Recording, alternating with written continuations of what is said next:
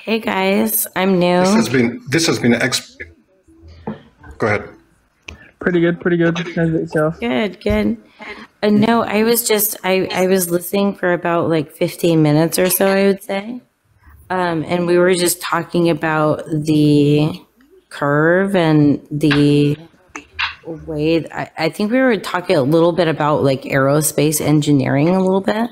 Mm-hmm. So I have like a basic idea of how that goes. But I don't know. I've read some of the documents when it comes to how, whether you call it a space agency or how they, I understand like a little bit of the engineering side, I guess I'll say. Yeah, ask Marco what he learned. Did he learn to fly over a globe or a flat stationary Earth? The way that I read the documents all say that they assume a flat, non-rotating Earth. Yeah, That's Marco, do you tell your colleagues how you fly around a globe? Yeah, no, the stuff that I've read, because I've been into this for a couple of years now. The things that I've read is that because my brother's also, here's the thing I got to say. My youngest brother is in college for engineering. Okay. So he's super big into the science, super big into all this kind of stuff. And we do butt heads a bit. But here's the problem that I see, in terms of if you actually read the documents for yourself, though, it says these calculations, this is almost verbatim, okay? Because I'm a notary. I've been in real estate. I read legal, contractual documents, okay? And the way the verbiage is, it sounds confusing. But when you talk about how to build, okay, so we're talking about engineering and building something. When you sit there and you read the documents about how a craft is constructed, okay, if you look at the blueprints, this is building an airplane, okay, aerospace engineering, just study the words. It's very simple. When you look at the verbiage, okay, it says based on a non-rotating flat Earth, okay? Why is that right in there, though? That's my question. Because I'm into that kind of stuff. I'm kind of a geek, I guess you could say. I read into that kind of stuff. Why would they say flat, non-rotating Earth? You have to imagine that the Earth is not moving then when you're engineering something. Okay, let's reverse engineer it.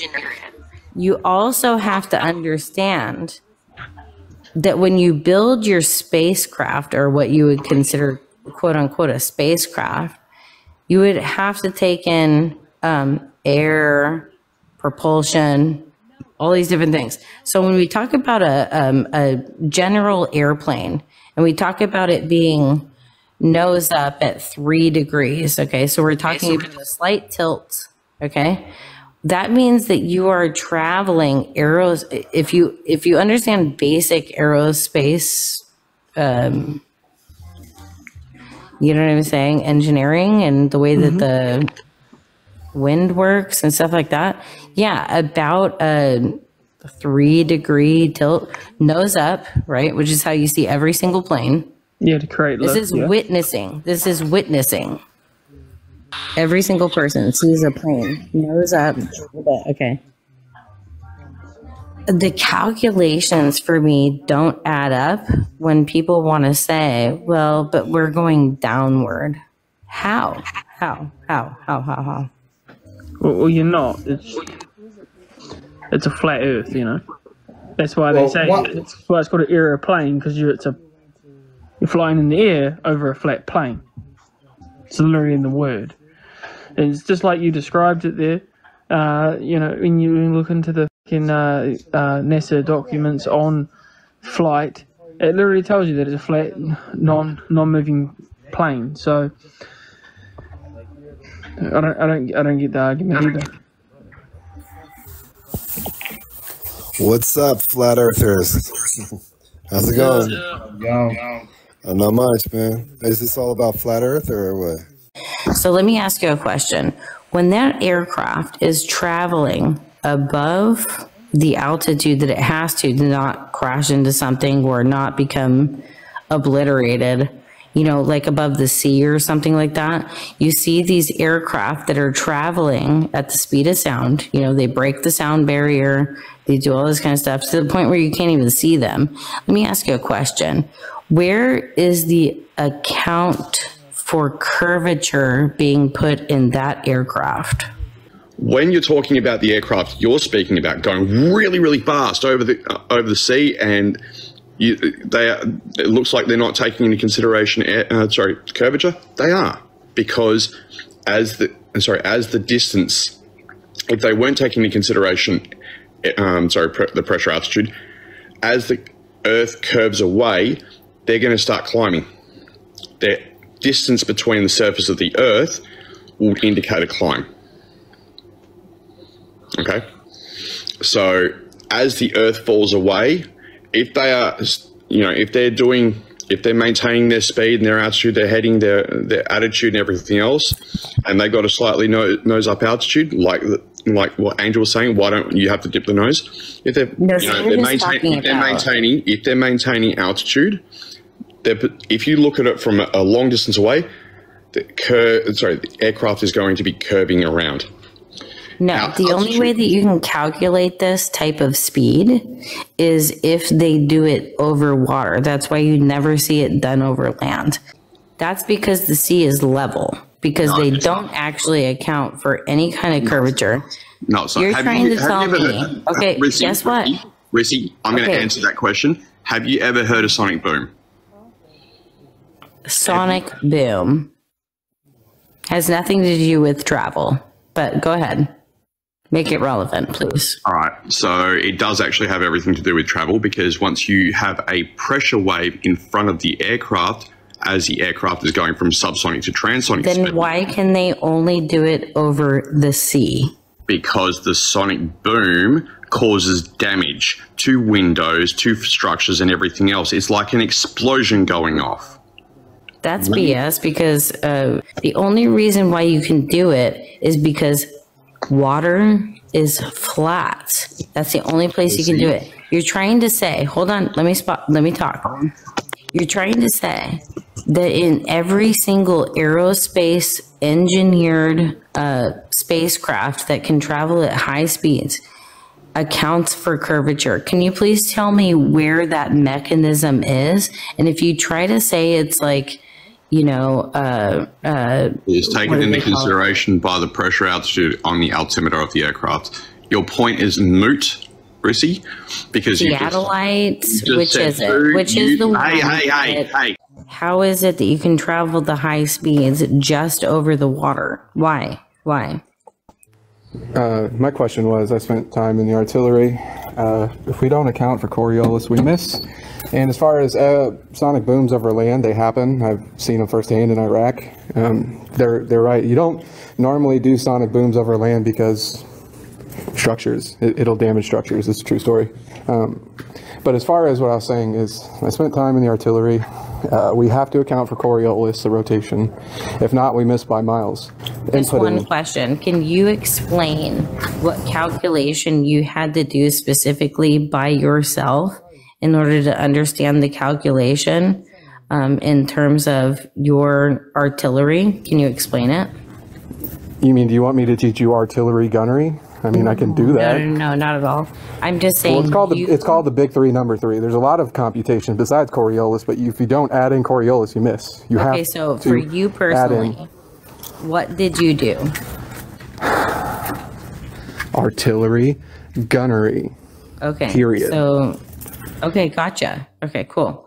So what is the calculation? What is it that you specifically have to do? Answer my question. Hold on. I'm not doing this. I asked you a question. I asked you a question. You answer, then you ask me a question.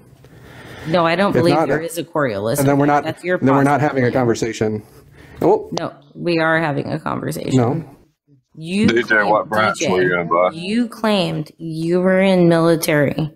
there is a Coriolis effect. What did you have to do specifically to account for the Coriolis effect in your specific job? Please tell us what you did specifically. So I took a big piece of metal and put it into a cannon. And then we walk over to our FDO, well, actually radios in, with the information. And then we have a battle data computer. And we look at that computer with all the information. And if any pieces of those information is not accurate or correct, we miss. And if we don't have certain pieces of information, we miss. One of the most important ones being Coriolis. It has its own little box. Literally says Coriolis.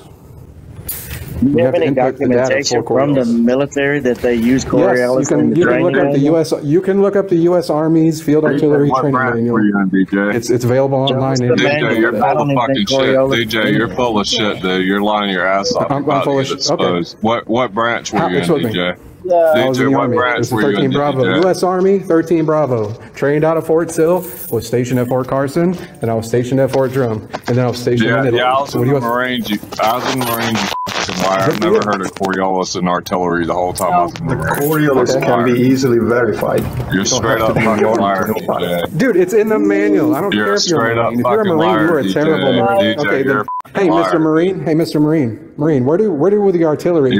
Marines and artillery train at? Hey, dipshit. Hey, dipshit. Where do your Marines train at for artillery, dipshit? Where do your Marines train at for artillery, dipshit? Let me see your Coriolis spot. Show the picture of your Coriolis spot. Guys, one at a time, please. One at a time. Where's your artillery train? Show your fucking Coriolis spot. Dipshit. Show the picture of your Coriolis spot. Google the manual, you Show the picture of your Coriolis spots, buddy.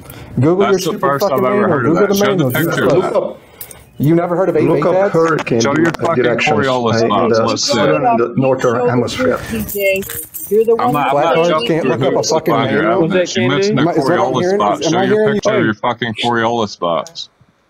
You mentioned it. You pull it up. You got to do your research. So the flat tards can't look up a manual, right? Flat tards can't look up a manual. Shut DJ Show down. your picture. You know your Marines train at Fort Sill, right? One fact that only works on flat I earth. train at Fort Sill, jackass. We never heard of fucking Coriolis, you fucking lying scumbag. Your proof, DJ. Okay. Long distance. Do your calculation. You can look it up. Turn your camera on, DJ, turn your camera on. Do your calculation, DJ. Shut up, DJ, let's see your calculation, buddy, you fucking liar. Okay, guys, come on. Earthers are so fucking mentally weak. Derek. I asked one question and all of you are triggered. You're all fucking weak. One question got you all fucking Show triggered. your proof. Show your Coriolis spots, buddy. Where's your Coriolis spots? Why is it so hard for you clowns to Google? Just Google the U.S. Army Training Manual Coriolis. Oh, the lies we are told and believe because we fail to recognize them by using our own logic and critical thinking. I'm a retired Navy SEAL, sniper, scout sniper, and scout sniper instructor.